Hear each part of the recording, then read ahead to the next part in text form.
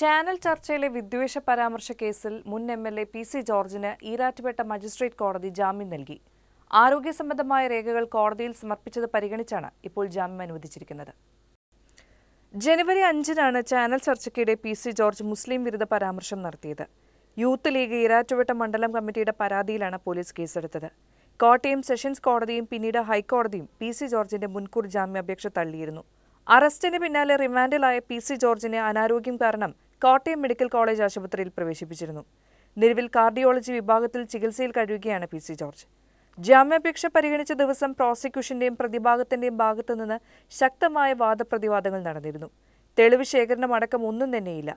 അതുകൊണ്ട് ജാമ്യം അനുവദിക്കണമെന്നാണ് പ്രതിഭാഗം ആവശ്യപ്പെട്ടത്. എന്നാൽ ജാമ്യം നൽകുന്നതിനെ പ്രോസിക്യൂഷൻ ശക്തമായി എതിർത്തു. പ്രതിയുടെ ഭാഗത്തുനിന്ന് ഇത്തരം വിദ്വേഷ പരാമർശങ്ങൾ പലപ്പോഴായി ഉണ്ടായിട്ടുണ്ട്. അന്ന് എടുത്ത കേസുകളിലെ ജാമ്യവ്യവസ്ഥ ലംഘനമാണ് ഇതെന്നും പ്രോസിക്യൂഷൻ വാദിച്ചു.